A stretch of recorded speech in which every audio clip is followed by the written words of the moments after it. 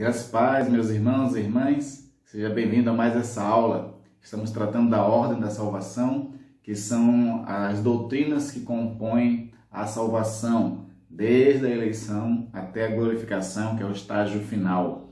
Nas aulas anteriores nós falamos sobre a eleição, que foi uma escolha soberana de Deus antes da fundação do mundo, onde pela sua misericórdia ele resolve escolher alguns para salvação e não perecer com os demais.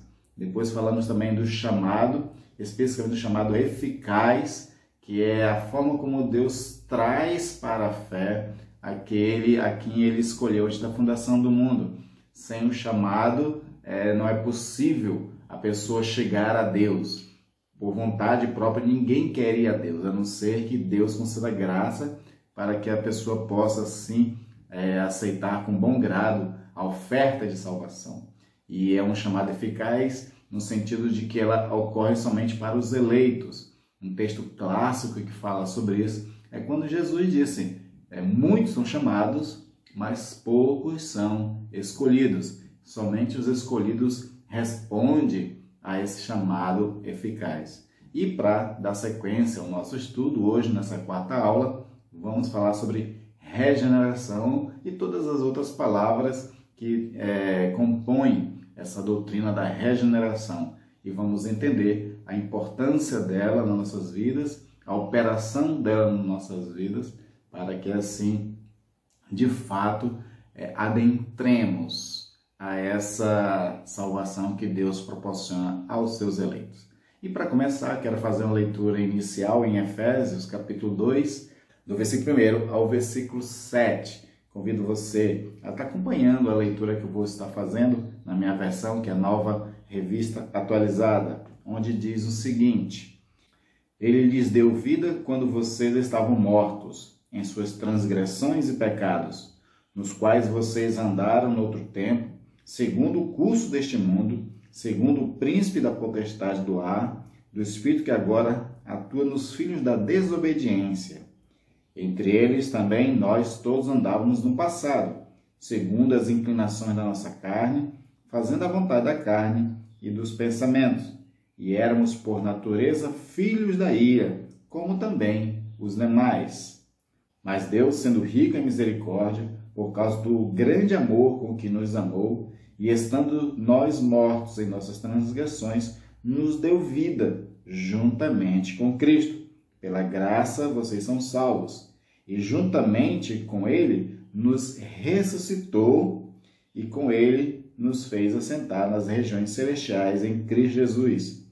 Deus fez isso para mostrar nos tempos vindouros a suprema riqueza da sua graça em bondade para conosco em Cristo Jesus. Amém, queridos? Essa palavra nós vamos estar voltando a ela de vez em quando para a gente entender o que Paulo está dizendo aqui a respeito da regeneração e da salvação. Mas antes vamos fazer uma oração e assim pedir de Deus a graça para que Ele nos conduza em todo esse estudo. Pai amado e querido, te peço tua graça e bondade, Senhor, para conosco nesse momento, Senhor, em que estamos estudando, Senhor, tua palavra e as doutrinas a respeito da salvação. Dessa tão maravilhosa salvação que tu proporciona, Senhor, aos teus eleitos. Nos faz compreender tais riquezas, Senhor, de salvação, para, com muito louvor, te glorificar, ó Deus, em forma de gratidão, por tão bondade e misericórdia ser revelado em nós, ó Pai. Faz com que, Senhor, possamos compreender esse texto à luz, Senhor, da tua palavra, à luz também, Senhor, do Espírito Santo, que é aquele que inspira e é aquele que também ilumina para entendimento. Pedimos assim esse auxílio do Espírito Santo na condução do nosso estudo, em nome de Jesus. Amém. Amém. Para começarmos, vamos trazer à lembrança aquele texto de João 3. No Evangelho de João, capítulo 3, tem Nicodemos ali que vai ao encontro de Jesus. Nicodemos, que é uma autoridade judaica, um perito na lei, homem que fazia parte do Sinédrio, tomava decisões importantes ali em Jerusalém. E ele, ao ouvir Jesus, ver o que Jesus fazia de milagres, ele fica muito curioso, de fato, para conhecer mais a pessoa de Jesus Cristo Entenda que Nicodemos ainda não vê em Jesus o Messias ainda, mas no mínimo uma pessoa muito interessante e que vale a pena conhecê-la melhor. E aí ele chega para Jesus, elogia Jesus dizendo que ninguém pode fazer ou dizer as coisas como ele dizia se não vier de Deus. Mas Jesus não liga para o elogio, Jesus vai direto ao ponto e diz a ele que era necessário nascer de novo. Nicodemos, com certeza, naquele momento, não tinha como realmente compreender isso. E aí, o Nicodemos, ele faz até brincadeira com Jesus, pergunta assim, pode um homem voltar ao ventre da mãe e nascer novamente? Mas Jesus reforça ainda, dizendo para ele é necessário nascer de novo, nascer da água e do Espírito. Aí, para que nós possamos entender por que Jesus está dizendo isso, para um homem que era uma autoridade, Israel, um homem religioso, que cumpria todos os rituais religiosos, Jesus está querendo dizer a esse homem que não era só de ritual, não era só de obediência à lei, que realmente fazia com que a pessoa pudesse gozar da graça e da salvação de Deus. E aí você volta lá para Gênesis, lá quando Adão e Eva, duas criaturas de Deus, perfeitas, né, que tinha tudo para poder realmente viver uma vida totalmente santa e que agradasse a Deus, eles escolhem o pecado, e aí quando eles escolhem o pecado, quando eles realmente desobedecem a Deus, agora se tornam escravos do pecado e se cumpre na vida também de Adão e Eva e de toda a sua descendência aquilo que Deus tinha dito antes. Olha, se vocês comerem da árvore do conhecimento do bem e do mal, certamente morrereis. E de fato eles morreram espiritualmente. Então essas são as duas condições que se encontra agora a humanidade pós-Adão. Eles são escravos do pecado e são mortos nos seus pecados. É isso que Paulo está dizendo aqui em Efésios capítulo 2. Ou seja, estando mortos nas transgressões e pecados, como diz no capítulo 2, versículo 1. E aí, por conta agora de que eles são escravos do pecado e estão mortos espiritualmente, Jesus está dizendo para Nicodemos o seguinte, olha, para que você possa gozar o que Deus está fazendo agora na humanidade, que vai começar em mim, é necessário que haja um novo nascimento. Porque ainda que você obedeça a lei, ainda que você faça os seus rituais, você ainda é um morto espiritualmente. Você ainda é um escravo do pecado. Você não obedece a Deus completamente. E trazendo aquilo que Paulo disse, né, nas suas cartas, se o homem transgredir um único mandamento da lei, está transgredindo toda a lei. Então, com certeza, Nicodemos não era uma pessoa perfeita de obedecer toda a lei do Senhor. Então, ainda era um escravo do pecado e era um morto, ainda também espiritualmente falando. E Deus já tinha prometido lá na antiguidade, desde Moisés, que Deus ia proporcionar um novo nascimento ao ser humano.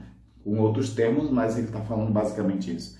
Você tem, por exemplo, Deuteronômio, capítulo 30, versículo 6, onde diz assim, o Senhor teu Deus circuncidará o teu coração e o coração da tua descendência para amares o Senhor teu Deus de todo o teu coração, de toda a tua alma, para que vivas.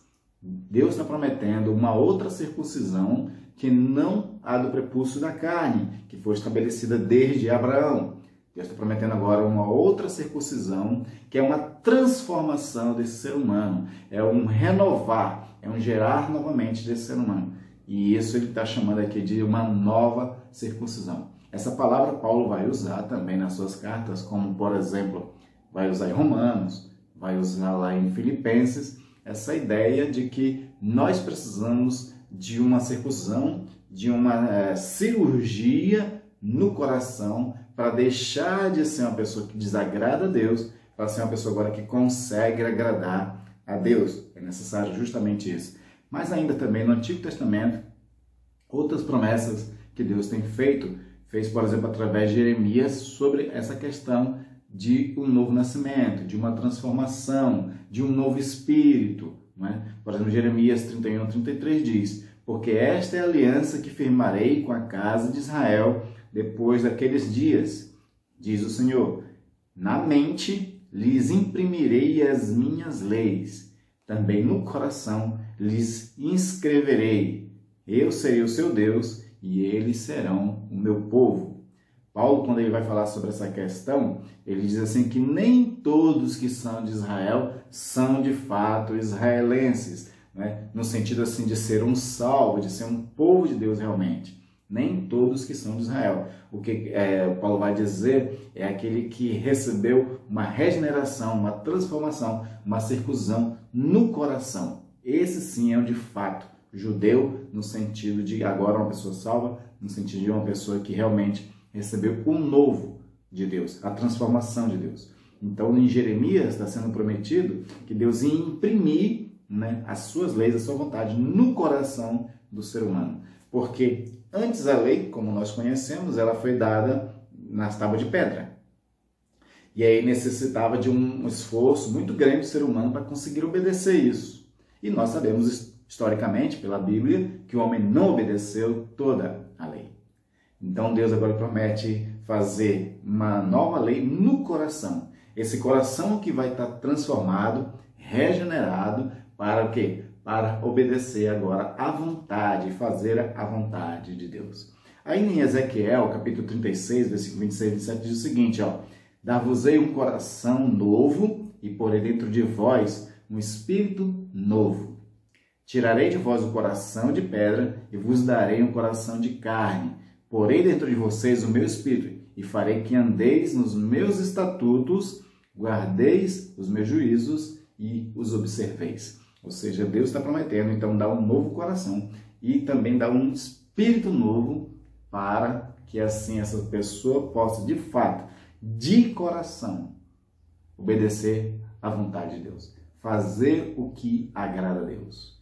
É necessário ter esse novo coração, é necessário ter esse espírito novo, porque sem isso, que nós estamos chamando aqui de regeneração, o homem não consegue agradar a Deus. Um exemplo bem básico para você ter uma ideia disso, Paulo ele usa uma expressão interessante em Romanos, capítulo 8. Vamos lá rapidinho, para 8, versículo 3 e 4. Ele vai dizer o seguinte, ó: porque aquilo que a lei não podia fazer por causa da fraqueza da carne, isso Deus fez, enviando o seu próprio Filho em semelhança da carne pecaminosa e no que diz respeito ao pecado.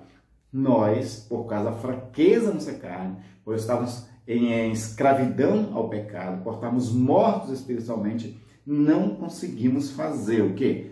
Agradar a Deus. A gente não consegue obedecer à vontade de Deus. E aí, Jesus ele veio na semelhança da carne para fazer isso por nós. Então, ele obedeceu toda a lei, né? Mas o que eu quero enfatizar aqui é o que diz no versículo seguinte, versículo 4. Diz assim, ó: a fim de que a exigência da lei se cumprisse em nós, que não vivemos segundo a carne, mas segundo o Espírito, né? Ou seja, nós de fato, não conseguimos obedecer todas essas coisas, aí foi necessário Cristo fazer em nós, para que nós possamos de fato começar a fazer agora segundo o Espírito, para que a gente consiga obedecer a Deus segundo o Espírito. E aí nós vamos entender o que foi que Jesus fez e o que o Espírito Santo fez, né? Ainda vamos com calma nesse sentido. Então, regeneração é basicamente isso, é um novo nascimento. É uma transformação no homem interior. Essa palavra do homem interior é muito importante você compreender. Paulo usa muito isso. Em Efésios ele vai falar sobre essa questão de revestir-se do homem interior. Eu quero ler para você, por exemplo, Efésios capítulo 4, versículos 22 em diante, diz o seguinte: quanto à maneira antiga de viver, vocês foram instruídos a deixar de lado a velha natureza, né? A natureza pecaminosa, a que estava escravizada ao pecado, né? E aí diz assim, essa natureza velha que se corrompe segundo desejos enganosos. E aí a recomendação dele agora é, no versículo 23, e se deixem renovar no espírito do vosso entendimento, e aí se revestir da nova natureza criada segundo Deus em justiça e retidão procedente da verdade. Então ele está usando aqui a expressão, né, de se renovar no espírito do entendimento e se revestir dessa nova natureza que é colocada no ser humano. É uma nova natureza que Deus nos dá no homem interior. E aí ele diz que a gente tem que abandonar a velha para se apropriar da nova natureza. Paulo ele usa uma expressão interessante em Romanos capítulo 7, que ele diz assim, que quando ele quer fazer o bem, não faz, né? É porque tem uma lei mais forte nos seus membros, que está rendida ao pecado. Aí ele vai finalizar o capítulo 7 dizendo assim: miserável homem que sou, quem me livrará do corpo desta morte?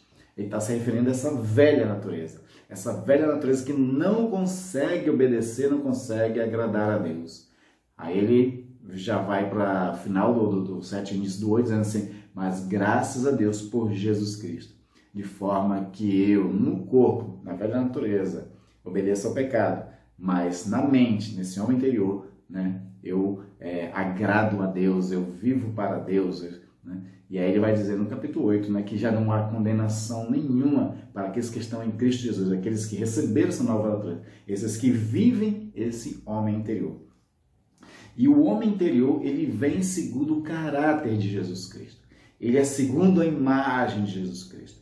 Quando nós vivemos baseado no novo homem em Jesus Cristo, aí nós realmente não fazemos aquilo que é a vontade da carne, dos pensamentos, aquilo que é enganoso, aquilo que desobedece e desagrada a Deus. Então é importante andar a partir desse novo homem, esse novo homem que é um ser espiritual dado por Deus, prometido no passado e agora realmente se concretizando a partir, né, do novo nascimento em Cristo Jesus. E aí Paulo ele diz em Gálatas, né, andem no Espírito. Nesse homem interior que é espiritual, esse homem que é vivo, que Deus nos deu, né, nesse novo nascimento. Então a definição do regeneração é isso, é um novo nascimento, é essa transformação, é esse novo homem, né, nascido do Senhor para as nossas vidas.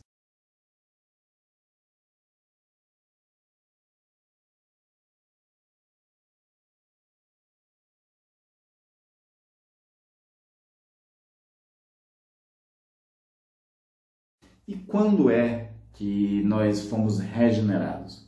A regeneração ela começa primeiro com o chamado. Quando o Senhor vai nos chamar, quando Ele vai executar aquele chamado eficaz para a conversão, Ele automaticamente, no mesmo processo, Ele faz o novo nascimento, Ele faz a regeneração. Por quê? Porque como nós lemos em Efésios capítulo 2, nós estávamos mortos em delitos e pecados.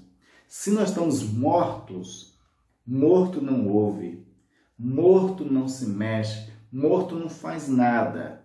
Então é necessário esse novo nascimento para que a voz do chamado de Deus seja atendida.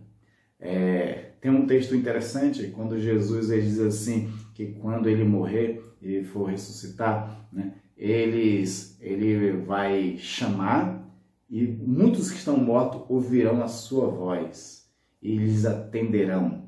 Isso é interessante, ou seja, no chamado do Senhor, Ele ressuscita, Ele faz um novo nascimento, Ele nos dá vida para que possamos atender ao chamado. Isso é muito importante. Então é no novo nascimento,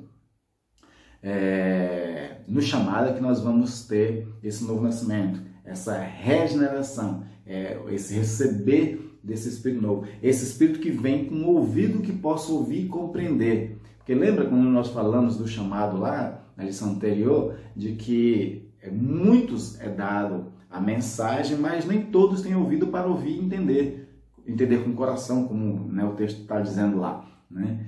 Mas aquele que nasce de novo, aquele que é regenerado, agora os seus ouvidos estão aptos para ouvir a voz de Deus e atender essa voz. Jesus, quando ele diz que ele é o bom pastor, ele diz que as suas ovelhas ouvem a sua voz e o seguem. Mas só pode ouvir a sua voz quando essa ovelha já está regenerada, quando ela nasceu de novo. Então isso é importante. Começa a regeneração no chamado.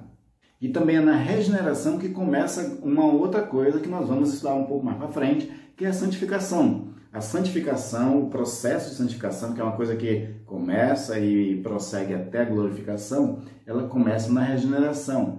É necessário que nós sejamos santos diante de Deus. E a regeneração vai possibilitar, nós começarmos a viver uma vida de santidade. Porque antes não tínhamos como viver essa vida de santidade.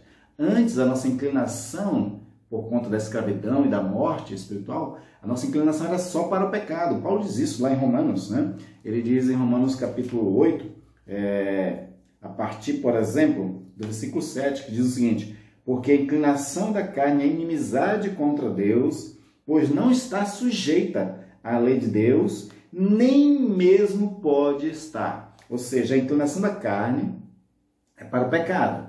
Ela não está sujeita à vontade de Deus e nem pode estar sujeita à vontade de Deus. Ela não consegue, como nós falamos no capítulo 7, a carne ela está fraca, ela não consegue fazer o bem. Paulo queria fazer o bem e não conseguia por conta disso. Então, na regeneração, no novo nascimento, o Senhor possibilita que possamos começar agora a viver essa vida santa. Tanto que no capítulo 6 ele vai falar sobre essa questão de que agora nós temos que nos considerar, né, nesse novo nascimento, uma pessoa viva para Deus, e uma vez agora que pertencemos a Deus através do novo nascimento, nós vivamos agora uma vida de prática da justiça. Aí aqui é importante dizer outra coisa. Como é que ocorre essa regeneração? Se a regeneração começa com o chamado, e se a regeneração começa o processo de santificação, a regeneração ela ocorre da seguinte forma: a transformação no coração acontece da seguinte forma, na ressurreição de Jesus.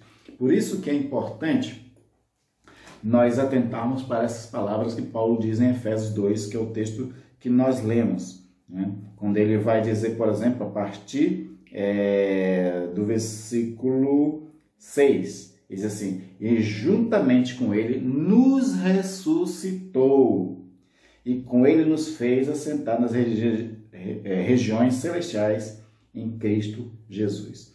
Então, juntamente com ele nos ressuscitou. Era necessário essa ressurreição em Cristo Jesus. Eu já falei um pouco sobre essa questão da ressurreição de Jesus e a nossa ressurreição juntamente com ele, porque o Espírito Santo, ele nos coloca, ele nos faz ser participantes também da morte e da ressurreição de Jesus. Por quê? Era necessário que a nossa velha natureza morresse lá, não é? Com Jesus. Porque a velha natureza morrendo com Jesus, como Paulo diz em Romanos 6, nós estamos livres agora da condenação da lei. E também a nossa velha natureza morrendo com Cristo, nós ficamos livres também dessa natureza pecaminosa. E aí quando a gente ressuscita com Cristo, Paulo diz em Romanos 6, que nós ressuscitamos em novidade de vida. E essa ressurreição que nos faz ressuscitar em novidade de vida, possibilita que agora essa nova natureza, ela viva para agradar a Deus. Ela que consegue agradar a Deus. A ponto de João, nas suas epístolas, dizer que aqueles que são nascidos de Deus não pecam.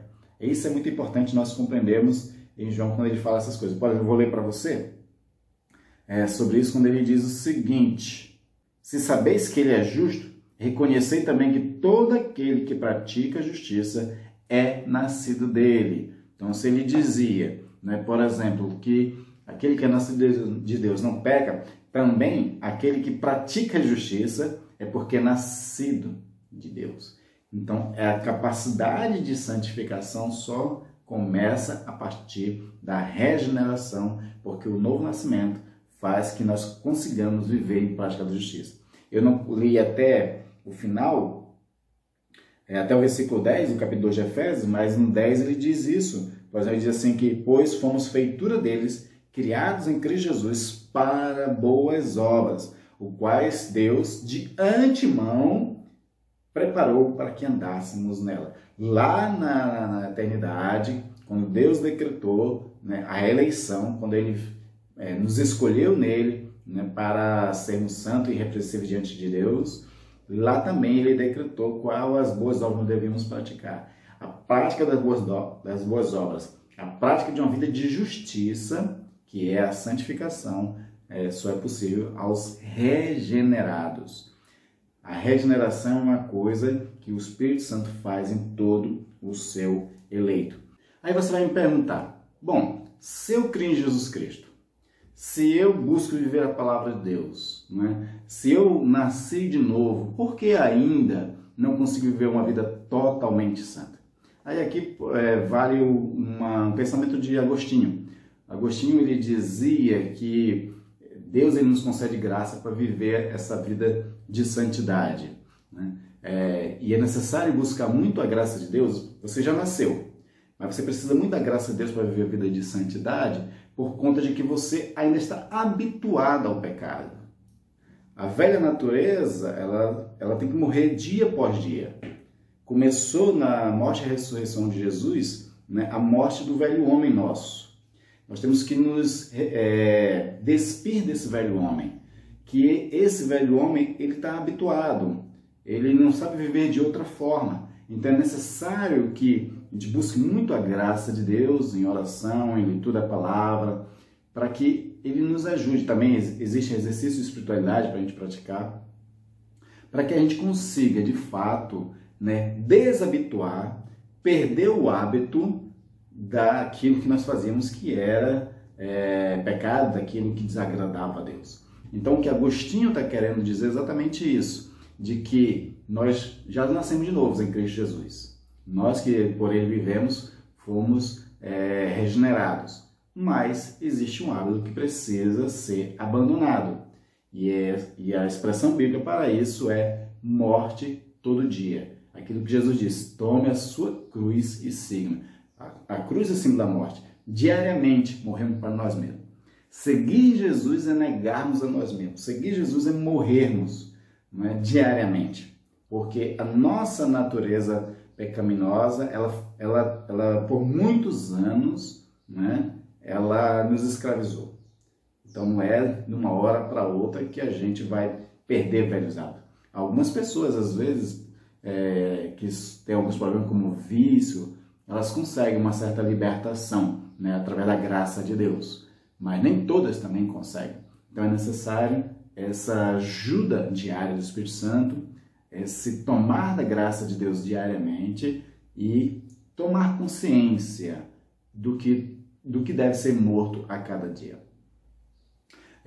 Tomás A. Kempis, ele dizia uma coisa muito interessante. Ele dizia que se nós dedicássemos a abandonar um vício, né, um pecado, né, por ano, então a gente teria uma evolução muito grande mais tarde. Por exemplo, né, digamos que você já tenha 20 anos de evangelho, 10, 20 anos de evangelho.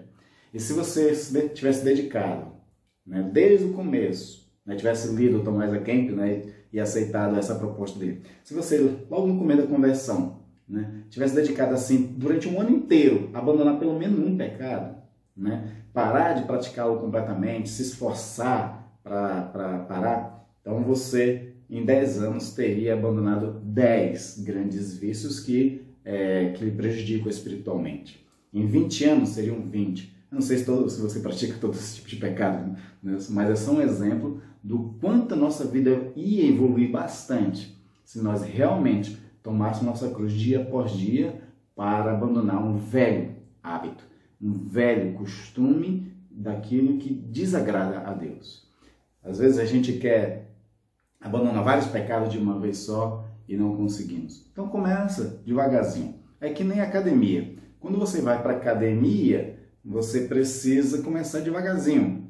Se você, por exemplo, no primeiro dia de academia, for querer fazer todos os aparelhos e fazer um esforço tremendo, no dia seguinte você não consegue nem levantar da cama, né? E aí você fica desanimado e para de ir por conta disso. Da mesma forma também é com o pecado. Se a gente quiser tentar abandonar todos de uma vez e não consegue, a gente se frustra.